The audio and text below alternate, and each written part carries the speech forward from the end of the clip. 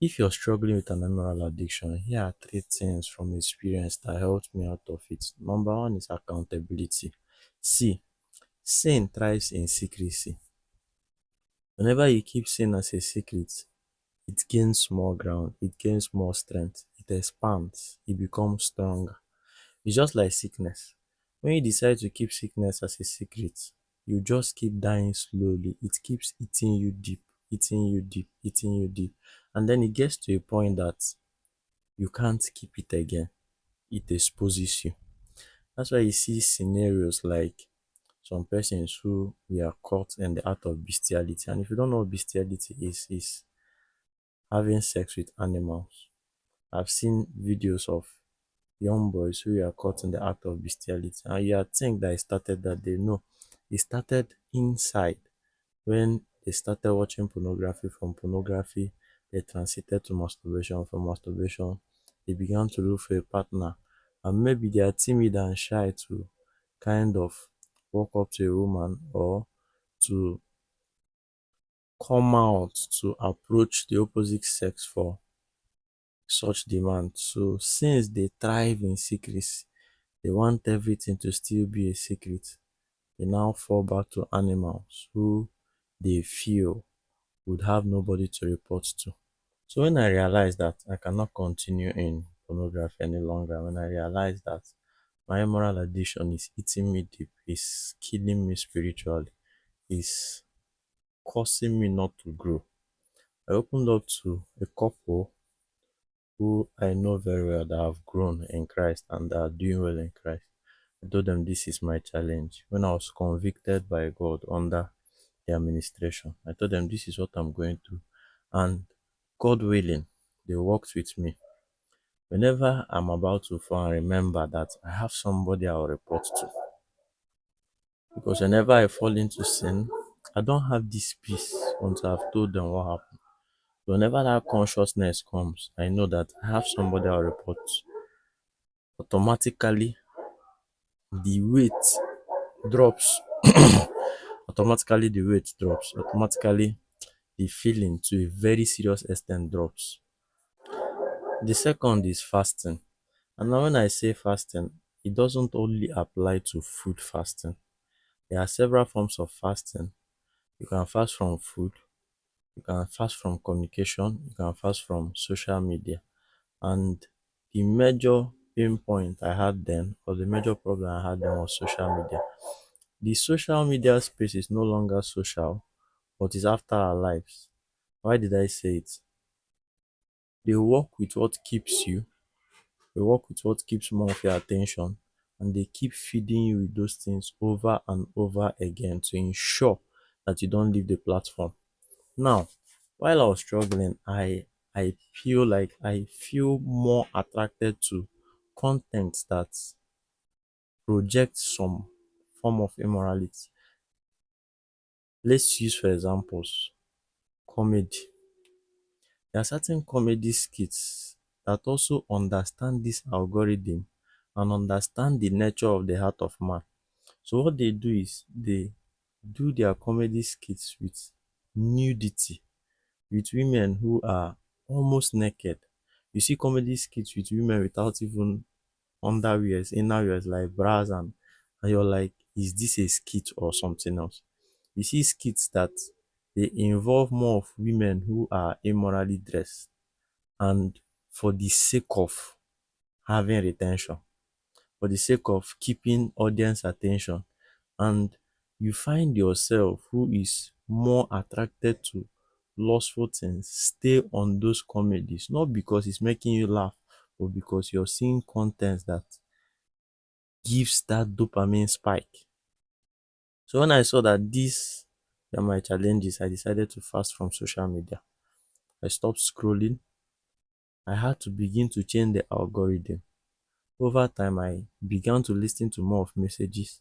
Whenever I saw a nude post, I censor it. I click on the top three dots and like, I don't like this post, don't show me this again. Within the space of like 1 month, 2 months, the algorithm changed. They began to show me more of messages, more of messages, more of messages, more of messages. But first of all, I had to abstain from social media for a while. At a point, I had to delete my Facebook handle, my Instagram handle, like not the handles, but the apps. I had to get rid of every social app on my phone except for WhatsApp, which was basically for communication. So fast from triggers. If social media is your trigger, fast from it. If friends are your triggers, fast from them. You can have friends who all they do is cause those triggers. You're a lady and the friends you have keep talking about males, keep talking about sex, keep talking about immorality. Cut yourself off. You're a guy and the friends you have only talk about women, only talk about immorality, only talk about nude films. Cut them off. Just cut them off totally. They won't be of help to you. So I began to cut off friends. I began to cut off those who, each time I'm around them, they don't say anything useful. They only talk about women, they only talk about films. And I began also to cut off from movies. Like I stopped watching movies. I only watch core Christian movies. In short, it got to a point where whenever someone tells me about a movie, I asked strictly and straight to the point without mising words, is there any immoral content in it? No matter how little, be it kissing, be it romancing, no matter how little. Once they say just little, I say I'm not watching. So it got to a point, even my friends knew me for it, my classmates knew me for it. So whenever they wanted to present a video, they had checked it themselves. If they really want me to watch it, they come tell me, see, I've watched this video, it's very nice. There's no immoral content in it, you can watch it. Then I have to watch. So I cut off strictly from movies because I knew they were my triggers. It made me not to be a movie person. So if you're talking about trending movies, I'm not interested because I found out that for every movie, if there are 100 movies, 70 to 80%, if not 90% of those movies carry immoral contents. And your mind is very deceptive. Whatever you view stays at the back of your mind. Like it stays in your subconscious mind. So when you've accumulated some Bible call them little foxes that spoil the vine. You accumulate some little immoral contents. And when they come together over time, the weight is so much on your heart that you cannot withstand the pressure to fall into sin. So straight up, you just fall into sin because you've already accumulated it over time. It has been sitting in your mind. Okay, tell me, how do you succeed in memorizing a music without sitting down to cram it, without sitting down to study it, but just by hearing it over and over again, just on the background? You're walking by a street, you hear it. You're walking, you hear it. You're doing something, you hear it. And within the space of time, it has already registered in your subconscious mind that you can sing it once you hear it. What happened? It has been accumulating over time. The same thing happens with immoral content. When you begin to see immoral content over and over and over again, it keeps accumulating in your subconscious mind, waiting for the day of execution. So when you keep seeing nudity, 5 minutes, 2 minutes, 1 minute in every video you watch, it's sitting in your subconscious mind. On the day of execution, when temptation comes, you can't resist temptation. Why? Because what is on the inside is more of immoral content. So I decided to cut off videos. I did more of Mount Zion movies, more of Christian movies that taught me more on knowing God, other than taking more of my time, other than teaching me more of immoral things. Then the third one on the list is mind reformation, renewing of your mind. See, study have it that whatever picture that gets into your mind stays with you till death. And what the devil does is almost similar to what the Holy Spirit does per se. Now, the Bible said the Holy Spirit will remind you of all that I have taught you. The same thing happens with the devil. He will remind you of all that he has taught you. So when temptation comes, two things happen. Either the Holy Spirit reminds you or the devil reminds you. Now, that's where renewing of your mind comes. According to Romans chapter 12, verse 2. If you give yourself very well to the Bible, if you read the Bible every day, if you pray every day, the Holy Spirit will have more advantage than the flesh. So while in school, I studied in Uniport. Whenever temptations from women come, because I was very close to my Bible, because I read my Bible, because I did my quiet time, the Holy Spirit reminds me of persons like Joseph and compares him with persons like Samson. And then he asks me, who do you want to be like? Who do you want to resemble? Who do you want to end up like? And I decide that, see, I don't want to be another problem. I decide I want to be a Joseph. I decide I want the will of God for my life to be done. So I choose Joseph. Now, if I don't read my Bible, if I don't do my quiet time, if I don't pray, I wouldn't have been able to remember these persons. No, I would only remember the nude videos I watch. I would only remember the arousing movies I watch. I will only remember those movies that taught me how to be a playboy, that taught me how to raise women. So whenever women approach, the only thing I can think about is the next lines to tell them, the best ways to woo them. Why? Because what is in my mind is more of what I've been taught by the devil.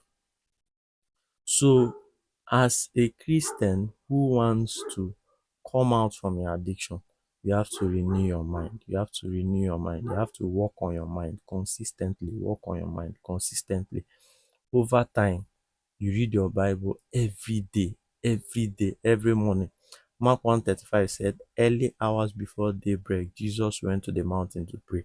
So even Jesus himself practiced quiet time. Every morning he went to the mountain to pray. He didn't stop. He didn't stop maybe because he's the son of God. He has access to God. So he decides not to pray. No, he understood the power of prayer. He understood what intimacy is. He understood that by prayer, by studying of the word of God, we overcome temptations. So when I learned this, I began to read the Bible. I became more serious in my quiet time. More serious in my quiet time. Every morning, every morning, I was doing my quiet time day by day, and God began to speak to me. God began to renew my mind. There was more of God's word in my heart than of Satan's word. And see, the battle is very fierce. The battle does not stop, so we fight. We fight every day. The battle is in your mind. It keeps coming from the outside, from the inside, from the outside, from the inside. So if you have less of the word of God, you lose. And God kept helping me.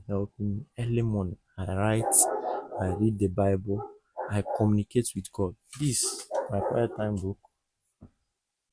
So I'll teach you what quiet time is about. This day, dates, every morning. I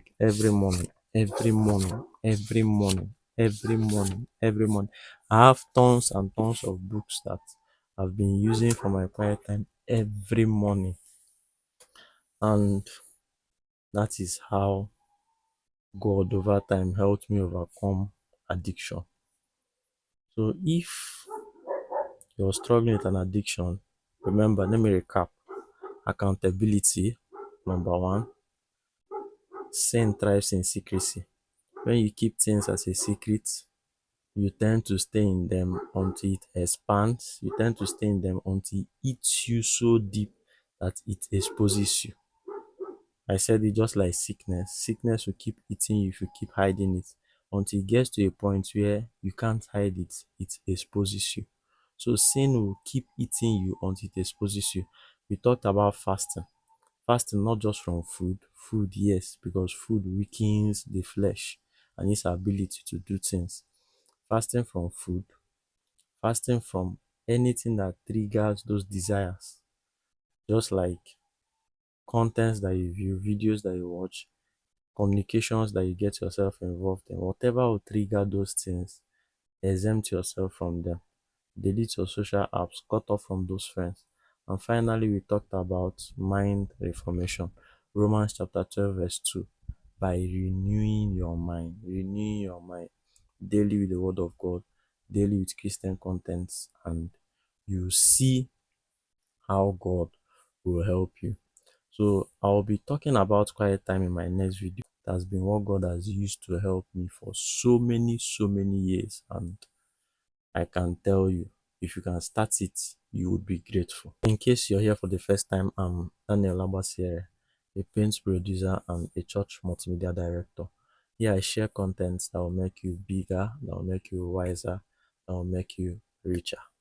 And in case you resonate with something like that, hit the subscribe button and turn on the notification bell so you stay updated on whatever content I put out.